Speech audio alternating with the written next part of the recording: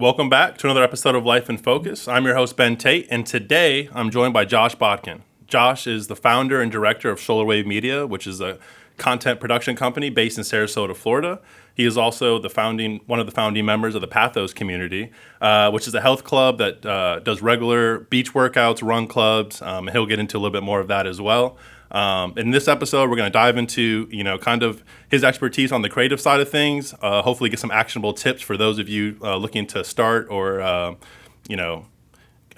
continue your creative journey, as well as get a progress update on his new studio, as his former studio, unfortunately, was flooded with the last hurricane season with Hurricane Helene. So with all that said, Josh, welcome to the podcast. I appreciate you taking the time to join me, man. Yeah, man. Thanks for having me on. Absolutely. So for those of you that may not know you, you want to give us a quick intro to you and kind of what you're about and kind of where you're at with your creative journey. Yeah, man. So let's see, going back all the way, I was originally born in the UK, which throws a lot of people off because my accent is the furthest thing from a British accent. But moved to the United States when I was 6 years old, up in Minnesota, and then got out of there as fast as I could when I turned 18, down to Florida. Rightfully so. Yeah, couldn't handle the cold. So, yeah, that's when I ended up at Fort Myers, going to Florida Gulf Coast. Cool. Met you. Yep.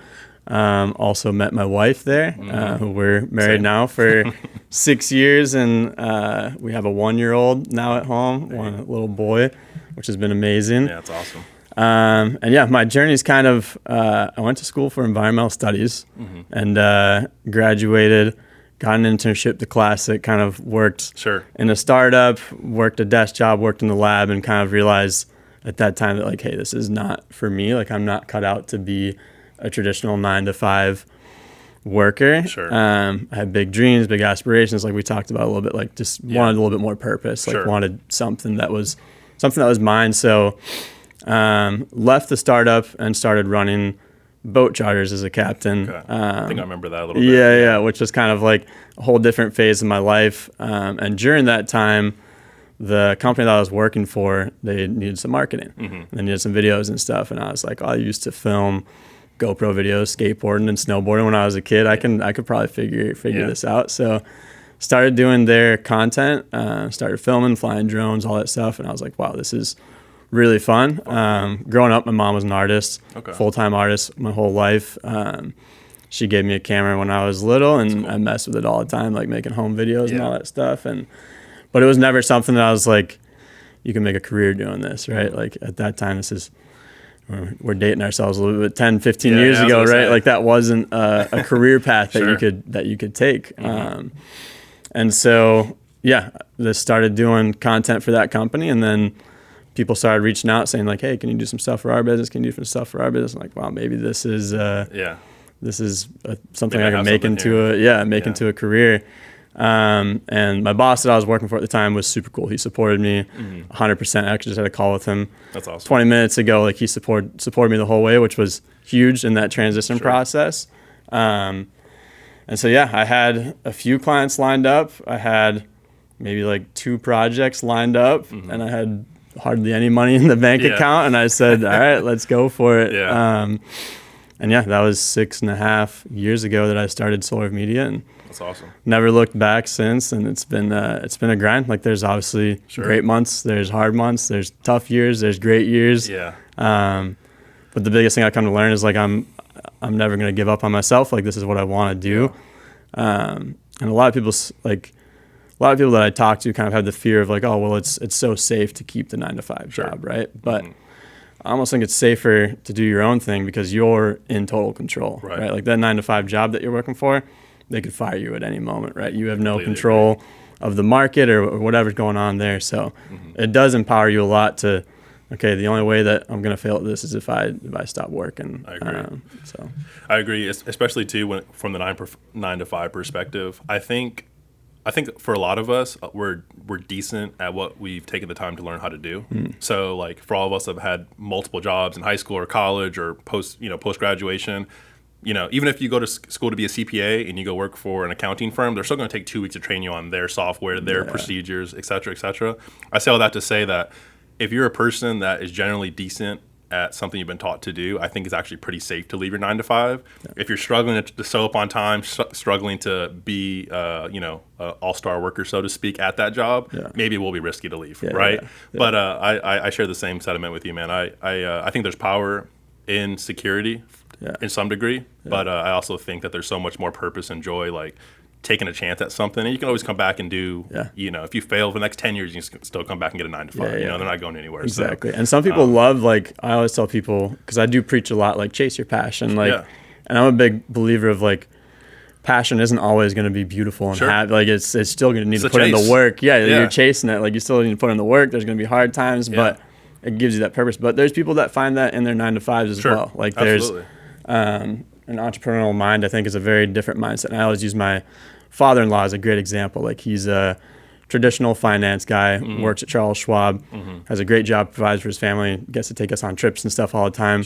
And then he lives his life when he's not at work. And like, he loves his work, he loves his clients, he loves his family, and like, he lives a purposeful, filled life, which is amazing. Like, that's you don't have to chase it. Yeah, like, a couple things. One, I'm like always the guy in the friend group if they're like, hey, should I take that job in California? I'm like, yeah, go take that job. Like, I'm always like, go try that thing. Like, it's not going to be bad. I'll be here to support you. So on one level, I'm like, man, I've been the hype man, so to speak, for everyone in my life, that I got to like start practicing what I preach and start like, so what, because I would get to the point where I would like break down certain ways people could, get to their goals, so to speak, if it was in a realm of something I've already tried, even if it was at a company level or whatever.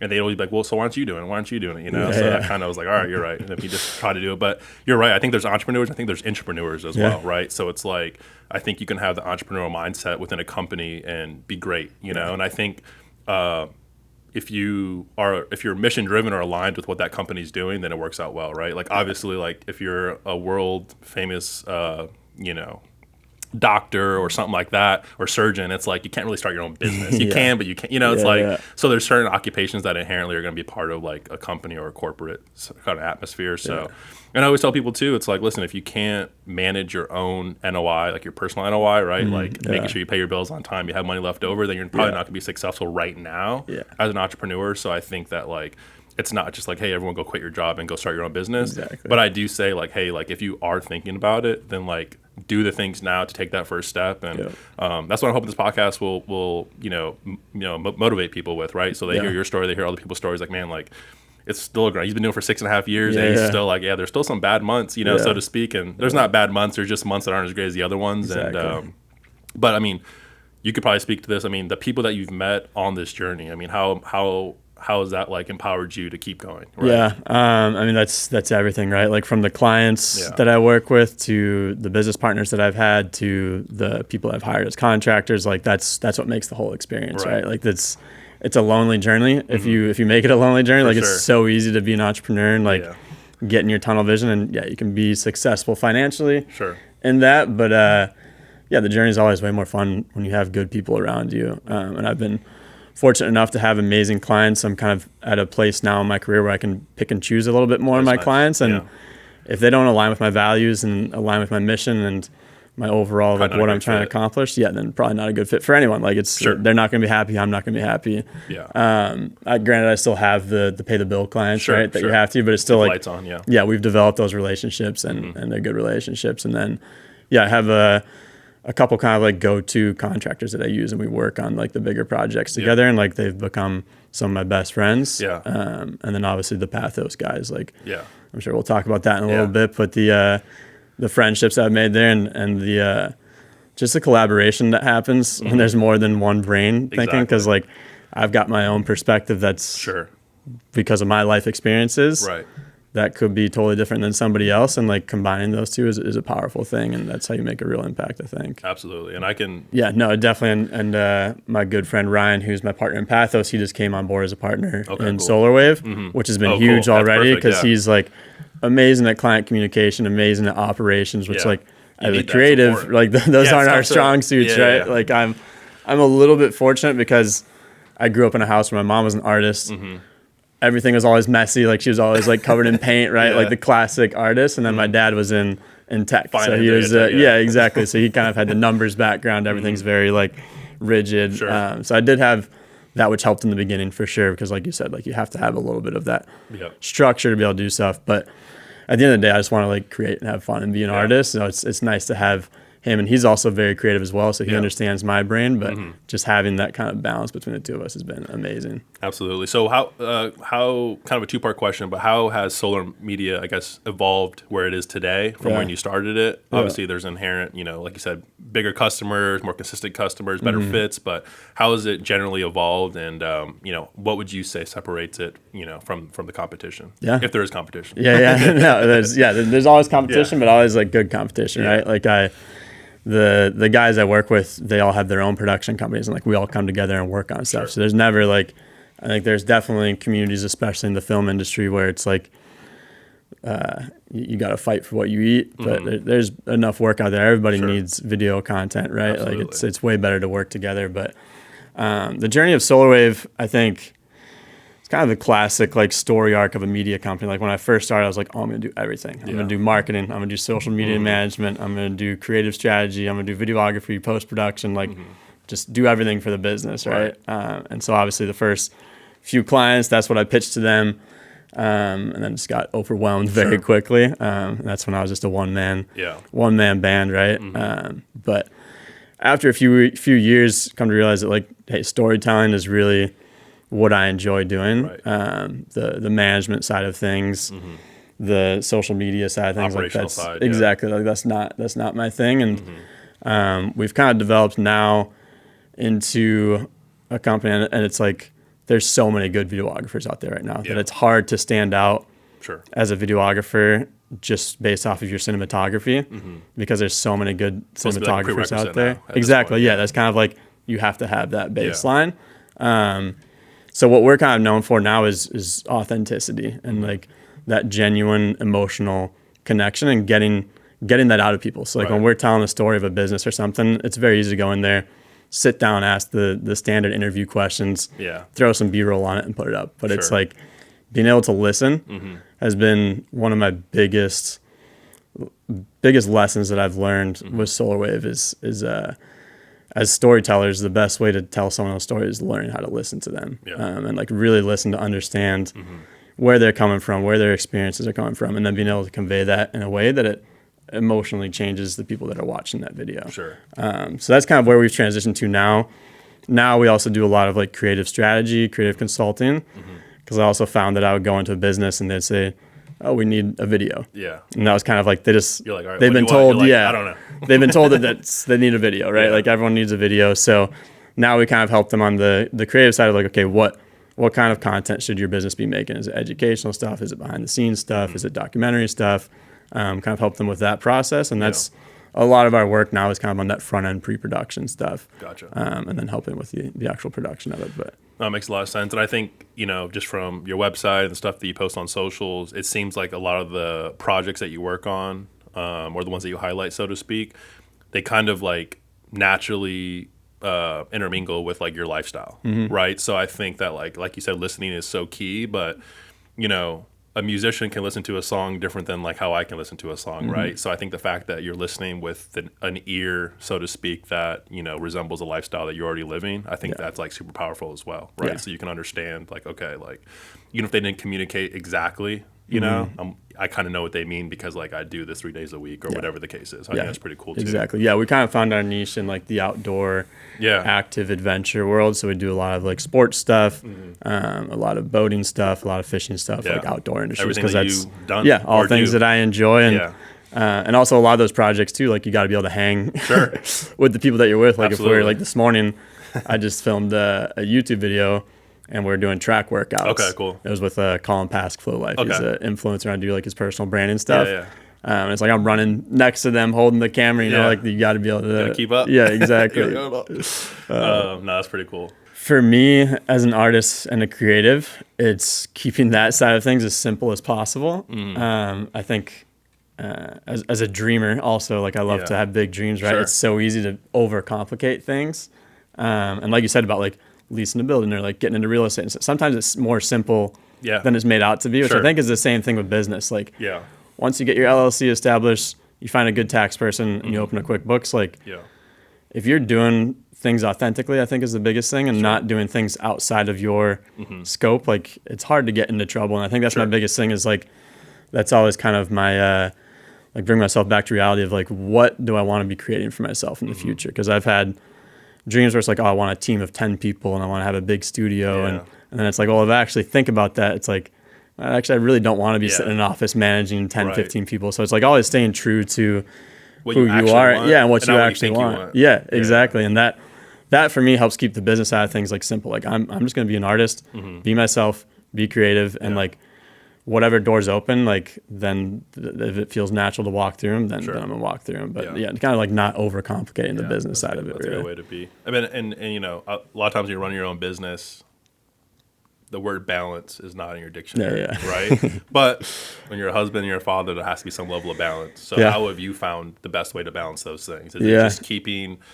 Some people, what they do is their calendar only consist of their family obligations. Yeah. For most part, obviously work things, some things you have to know when that is. Yeah. But for most part, their calendar is really a token for their family, because work's always going to be there type thing. Yeah. But for you, how do you kind of manage that balance? Yeah. Man, still trying to figure it out for sure. Work in progress. Yeah. But I think for me, it's been different lately, because since we're out of our studio, our old studio flooded and we're supposed to move into our studio 8 months ago or something. So I've been working from home, which has been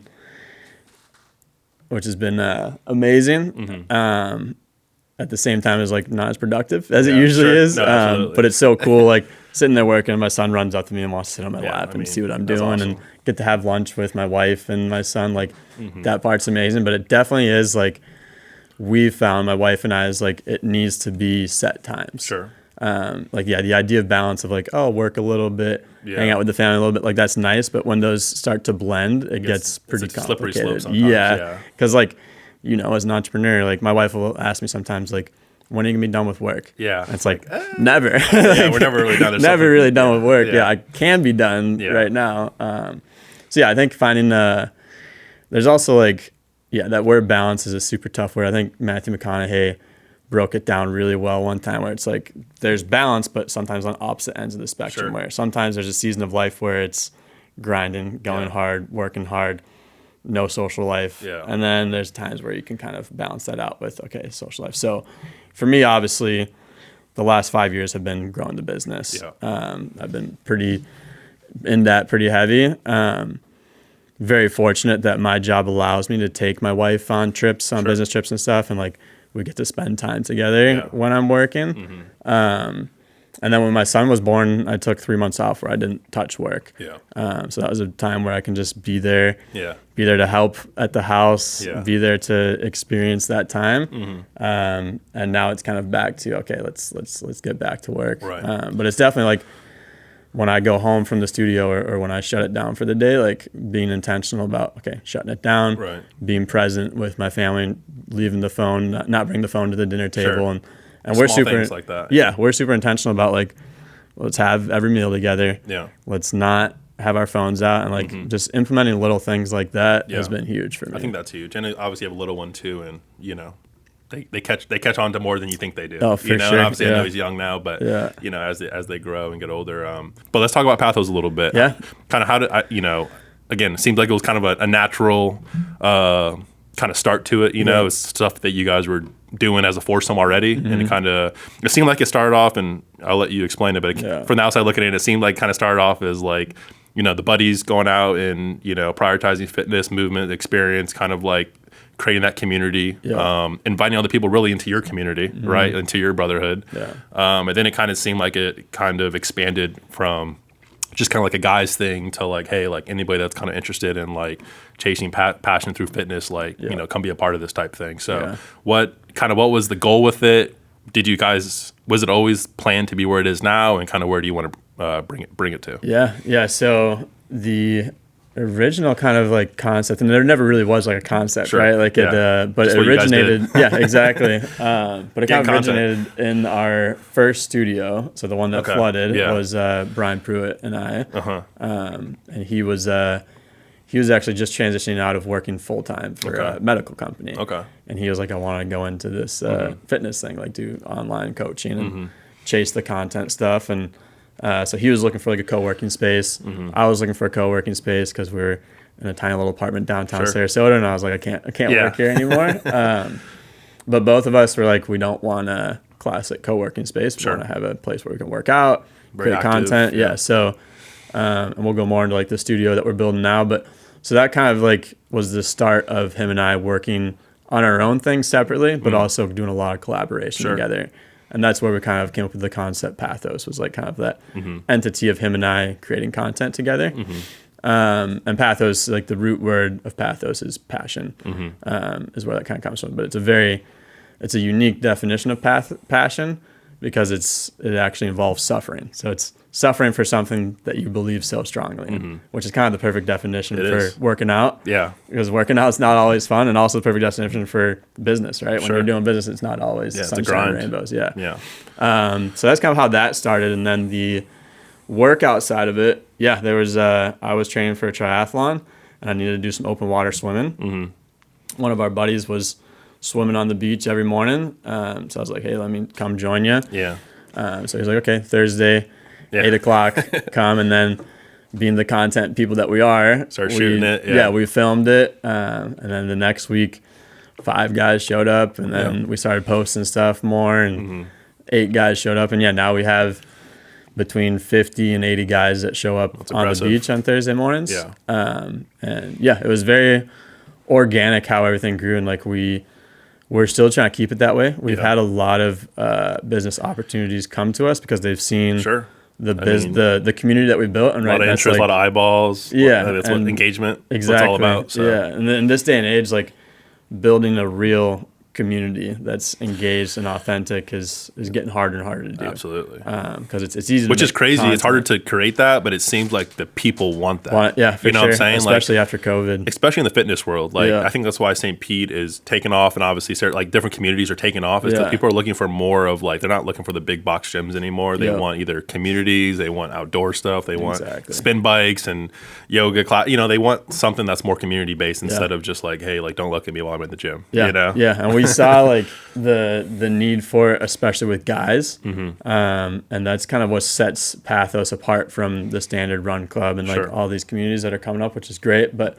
we have a lot of intention behind everything that we do, and kind of meaningful conversations is at the root of everything that we do. So you're coming to work out, but it's also a safe place where you can talk about therapeutic, things that guys don't talk about, right? Guys don't bring up like, hey, how's your marriage going? Or hey, are you struggling with depression or any of like mental health issues? Like guys just don't talk about that stuff. So creating a space where guys can have conversation like that. And obviously like me and my 3 founders, like we can't be that for everybody. But we've created a platform and a space where guys can have those interactions.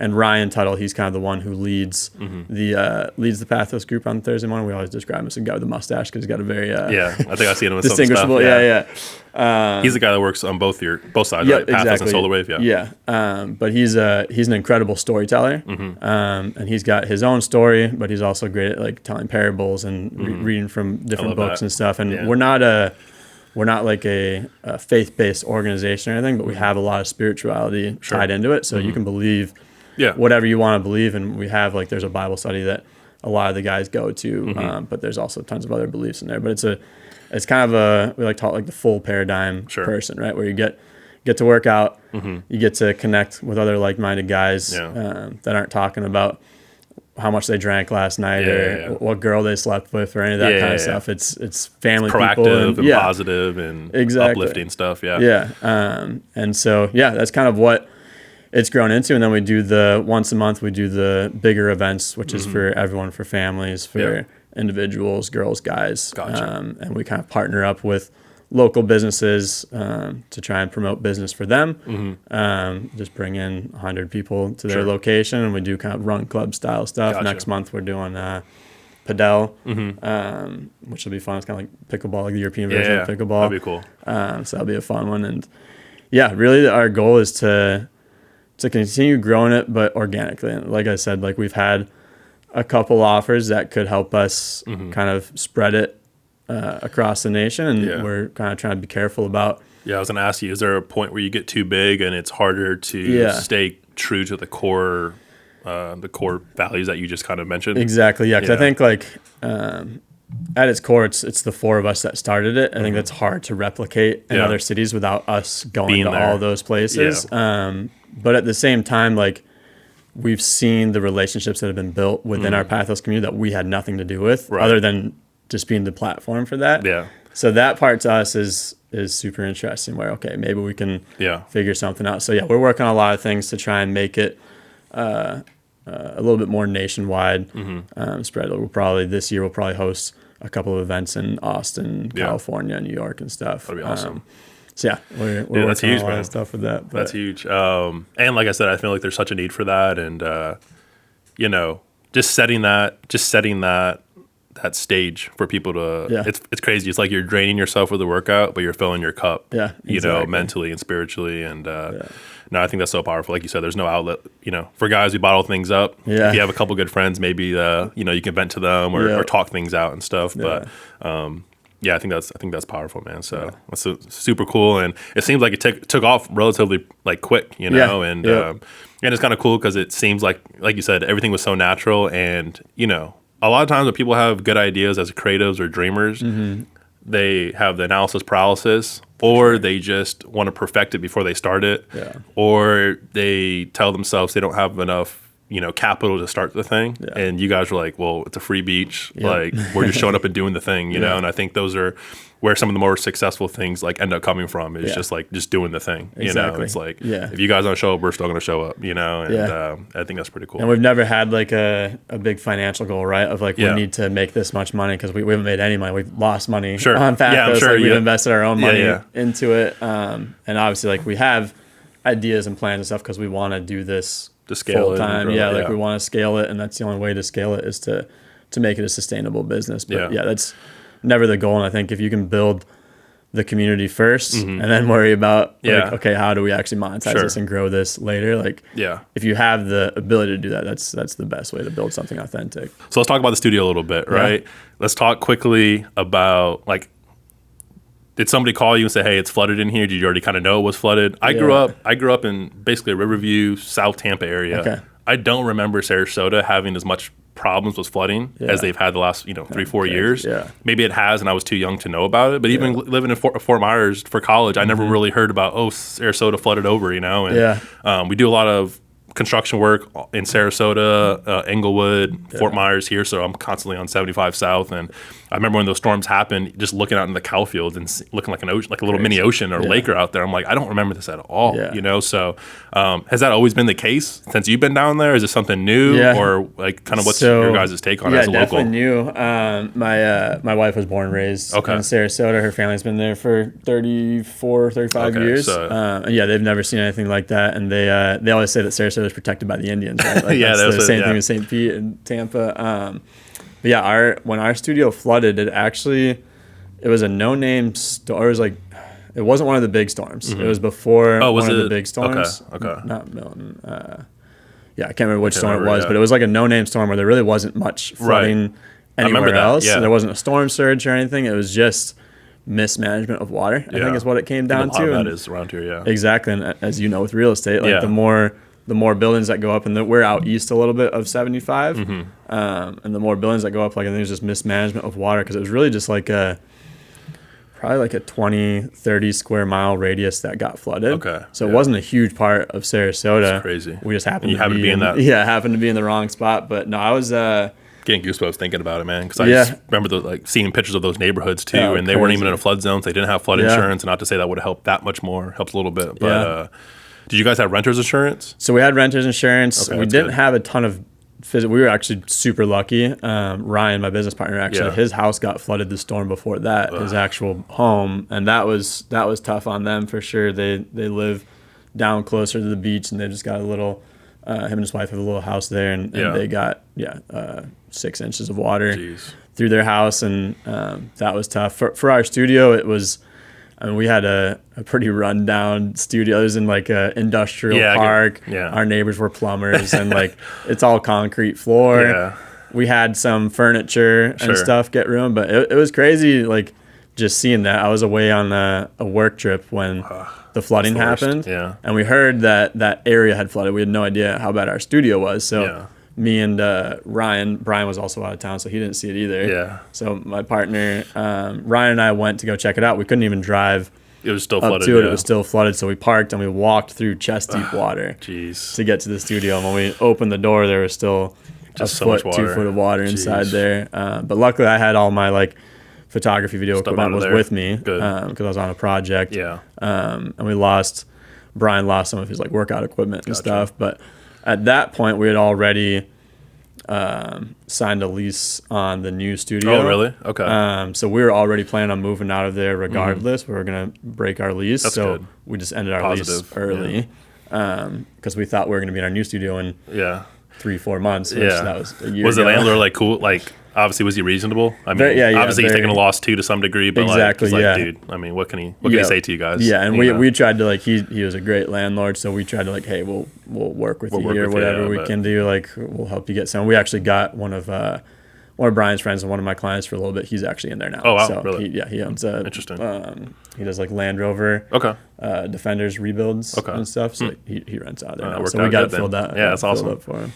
Man, I mean, just from the content that you post from there, it looked cozy. Yeah. Perfect starting place. It was very reminiscent of like, obviously to a different degree, but like when you see like, Disney and Microsoft and everyone kind of just starting off in the garage again, just like don't make it too, like it doesn't have to be fancy. It's just like a space to go work, you know what I'm saying? And that was just cool. And like you said, it was just not the normal space, what I'm saying? It was, I mean, there was something like super powerful about that space that we didn't even realize what we were getting into, I don't think. But it definitely is, and I mean, this is maybe a little bit more spiritual than like the real estate stuff, but like there definitely is like a vibe when you walk into a space, right? Sure, like there's an energy in there. Yeah. And like Brian and I working in there together, it was definitely just a positive space, creative space to be. Like all we were doing in there was lifting each other up, helping each other with business, supporting each other with home life, working out together, creating content together. And like that was something that when people would walk in, that they would feel the energy in there. And like we had tons of, I mean, just that physical space brought so much attention to Brian and I, of people saying like, wow, this space looks cool. Like it's unique. It's different. You guys got stuff spray painted on the wall. You're working out, you're cold plunging, you're working like. But that's the thing is like the space was cool, but the space was cool because it was you guys and it was your space. Yeah. Like you guys set it up to be functional for what you guys wanted to do. Yeah. And like I feel like the perfect analogy is like how a wife makes like a house a home. Yeah. And so like a good business partner will make, a work office a creative space. Yeah. You know what I'm saying? Yeah. So that's super cool and super powerful. So this new space, is it going to be bigger? Location wise, are we in a flood zone? Yeah. You get flood insurance? Are you renting the space, buying the space? Yeah, so we're renting the space. Is it triple net, full service, modified gross? Yeah, we did a 5-year lease. Okay. And we were one of the first to get into that complex. Okay, cool. So we got a really good deal. Is it still industrial or more retail? It is industrial, but all of our neighbors are like gyms. Oh, cool. Fitness people, trainers and stuff. So it's a pretty cool. Yeah, it'd be good for maybe some cross content or something like that. Yep, for sure. Yeah, I've already got like a couple clients lined up who are right there, which will be great because I spend most of my time on the road driving up and down the state. So it'll be nice to have some right next door. But yeah, it's bigger than our old space. So it's like 3,000 square foot. Okay, good size. It's I think it's like just over 2,000 square foot on the base floor, and we have a little over half of that is like just warehouse space. Okay.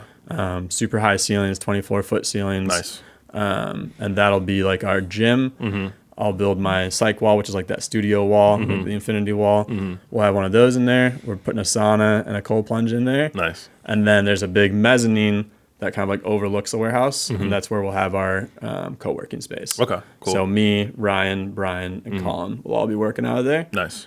And then the downstairs we'll have the podcast room, kind of content creation, and then kitchen, bathrooms, all that kind of stuff. Nice. And yeah, we're really setting it up to be a creative hub for all of us. Like we all create content. Yeah. So just having different kind of pockets around the studio where you can just set up a camera, film whatever you need to film a podcast, film a YouTube video, film an Instagram reel. And then obviously having the cold plunge and the sauna and all the workout equipment in there, like Colin and Brian, they'll always be using that stuff for their content and stuff. No, that's super good. It's kind of like, what people do out west, in California, LA, stuff like that with the collaborative houses and stuff like that. And it seems like it always works well because I think, again, it's tough to come into work or come in to do work and see other people working and then not want to collaborate or oh, I'm gonna do this, or he's shooting this, I'm gonna go shoot this. I feel like it's just the energy just rises. For sure. So. Yeah, and we want to open it up to some capacity to the public as well, because there's so many people within the Pathos community, outside the Pathos community, other creators and stuff. Just having that place to create is such a valuable thing, I think. Absolutely. As creatives, because the creative journey is just like the entrepreneurship. It's a very lonely journey. It is. If you make it a lonely journey. It can be, yeah. Yeah. So we want to open it up and do events, do workshops out of there, host other people's podcasts, host studios, shoots and stuff there too. So that'd be awesome. Yeah. Man, I think that's awesome. So when do you think it'll be open? Or when are you hoping? We should be getting in there. So they're done building it. They're just waiting on the fire inspection now. So hopefully in the next few days. Oh, wow. That close? Yeah, we're very that's close. Awesome. Yeah. We've been pushed back for months and months and months. But yeah. Shoot, I'll have to slide by and bring you guys a plant. You'll have to come in, you can't come without hitting a workout in a little sauna. I'll do that. So it's kind of a routine whenever someone comes to visit. It's like, all right, you got to do the cold I'll do it, plunge. man. I love all that kind of stuff, man. I love it. That's one thing I always say I want to grow the 2 Fs. For me, it's I don't want to burn high quality content if it's not going to be viewed. Yeah. But it's that's not the reason why I'm doing this in the first place, is to worry about views and stuff. So how have you kind of been able to get over that hump? And I'm asking you just for my own, advice type thing. Yeah. So the biggest thing that I preach with my business, Solarwave, is if a company comes to us and say, hey, we want a viral video, or we want this video to get a bunch of views, it's okay, well, what are those views really worth? Right. At the end of the day, you can have what's conversion? Yeah, you can have a video go viral, but is it something that people are actually connecting with? Yeah. And that's the biggest thing. I think you said it perfectly. The biggest asset now isn't just views. The biggest asset is connection, and having that actual emotional change when you watch something. So the quality of the view is a big thing. That's why we've been doing a lot of YouTube stuff, because the quality of a YouTube video is way more powerful than Instagram. When you're on YouTube and I see your podcast pop up on that For You page, I have to go and actually click on your video to watch it, as opposed to Instagram and just force fed it. Right. I could come across my screen and I'm going to watch 1,000 other videos that day. So that's super, super important to remember, is the quality of the views you're getting. Also, I think the stage that you're at is the term creating content feels oh, I need to do something separate from what I'm doing. Yeah.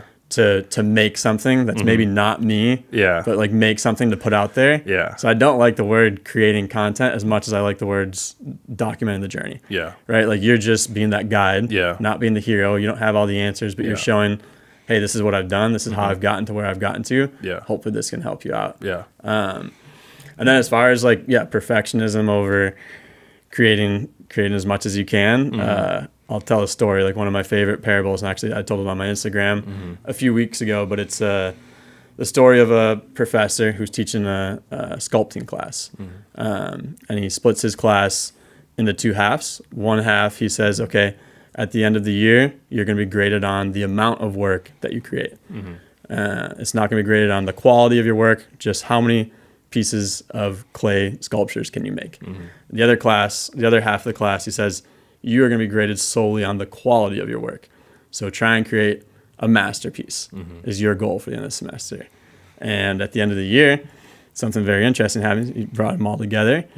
The half of the class that was supposed to create something as often as they could to create as much as they could, they had 10, 15, 20, 30 pieces that were masterpieces because they were creating every day. Gotcha. The half of the class that were instructed to create one masterpiece that they're going to be graded on their quality of their work, they didn't create anything. Yeah. Because they were so stuck in their perfectionism. Analysis paralysis that they didn't create anything. So that's for me, that's a super powerful story, especially in the world that we live in now.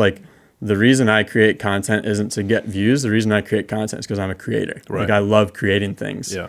And the only way that you can be a creative person is the act of actually creating something. Yeah. I think that's something that people misinterpret about creativity. Creativity sounds like this word that creativity struck me. Yeah. out of nowhere like a lightning bolt, and all of a sudden I created this beautiful thing. Like, no, creativity is just like anything else. You got to put in the work every day to get more creative. Yeah.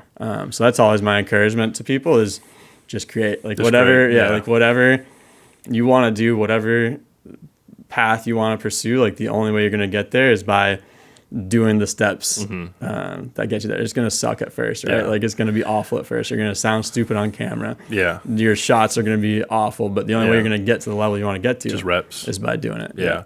And you know, that part is easier for me to digest. I think my type A brain is like, well, what's the barometer for if I'm on the right path? Yeah. Right. So I think that's where like the views and monetization or the end goal comes into my brain, like subconsciously all the time is like, okay, like where's the barometer? But I guess, like, again, like what you were saying is like there shouldn't be a barometer. The barometer is just creating. Yeah, and I think you know?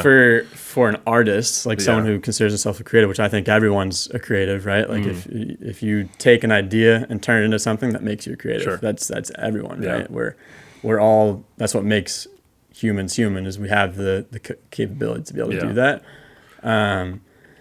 So as an artist, I think that barometer is it what you want to do? Like, do you get happy from doing it? Is it something that excites you? Is it something that you can see yourself doing in 10 years? If you're creating content every single day and you hate it, that's not going to be something that's sustainable, right? So if it's something that you're creating, like the stuff I'm creating on my personal social media right now, like, it's not getting tens of thousands, hundreds of thousands of views, but I love making it, and it's led to a lot of really good relationships and a lot of good connections. So that's kind of my barometer.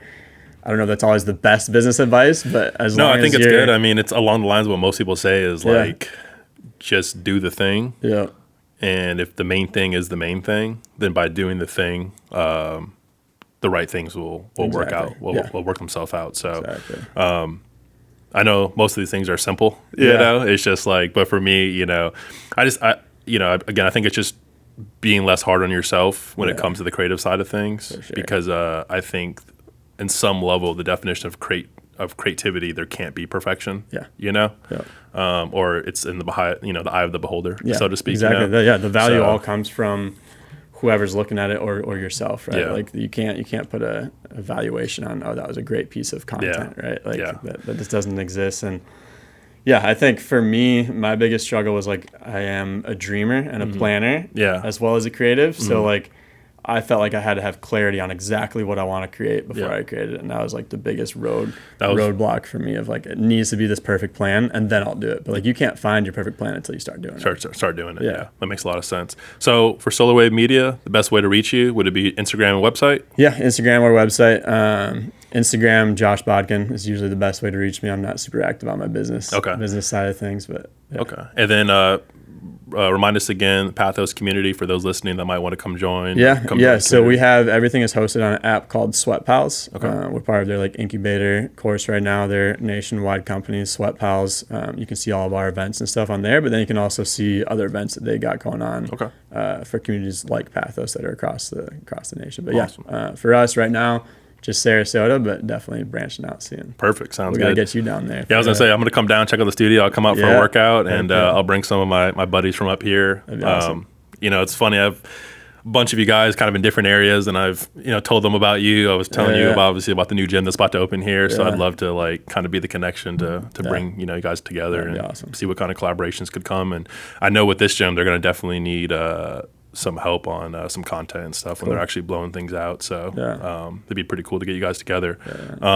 But I appreciate you taking the time to come over here and hang out for a little bit. Like I said, the goal would be to have you on at least once or twice a year, just to kind of like see the growth and hold yourself accountable for things that you want to do. And it's a long grind, and a lot of beautiful things are happening. And as you grow as a profession and on the personal side of things, I'm sure a bunch more things will come from it. So very appreciative, bro. And I definitely look across and see what you're doing, and it kind of motivates me to keep doing what I'm doing. And it's just easier to look out and see other people kind of chasing their own thing, and like, all right, I'm not far off for being crazy enough to think I can chase my own thing too. You know what I'm saying? So that's always nice. And for those of you out there listening, hopefully you pulled something from it. Please leave a comment. Leave a question. I look at those. I appreciate the feedback, and we'll see you next time. Thanks.